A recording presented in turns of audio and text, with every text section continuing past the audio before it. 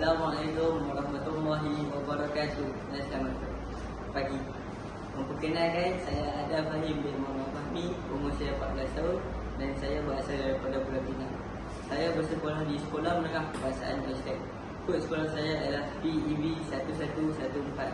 Pada hari ini saya akan membuat rumusan tentang buku yang bertajuk Kisah Proses Pembuatan Kertas. Sebelum itu, izinkan saya memperkenalkan tentang buku ini. Penulis buku ini adalah Rainy Edinette, manakala pengarang penerbitnya pula adalah rancangan Lembu Enterprise. Berbalik pada rumusan kita tadi, buku ini mempunyai dua watak utama, iaitu Encik Saad dan Kamil. Pada setiap hujung minggu, Encik Saad dan keluarga akan pergi keluar bandar untuk bersiar-siar. Tetapi pada hujung minggu kali ini, kereta Encik Saad rosak pada masa yang sama. Hujan turun dengan lebat. Perasaan bosan melumbangi hati Kamil. Kamil masuk ke dalam rumah untuk mengambil kertas. Lalu dia keluar dan duduk di kerusi batu di luar rumah. Dengan kertas itu dia membuat kapal layar dan dia tanya bagaimana kertas ini terjadi. Lalu dia masuk ke dalam rumah untuk tanya kepada bapanya, "Bapa, bagaimana kertas ini terjadi?" Bapanya pula jawab, "Kertas ini terjadi daripada kulit pokok." "Bagaimana prosesnya?"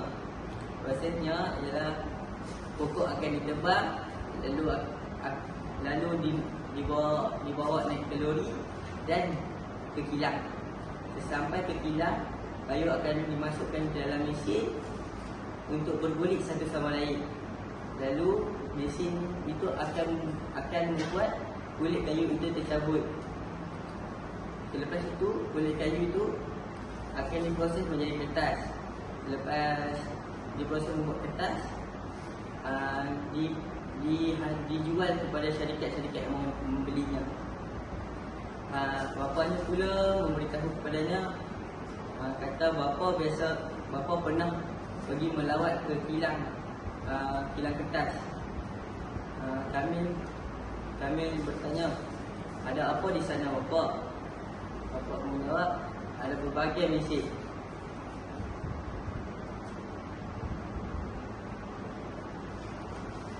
Selepas itu,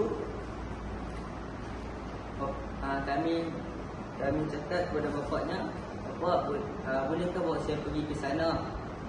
Bapanya menjawab, "Boleh, Kamil, nanti apabila kereta bapa sudah siap.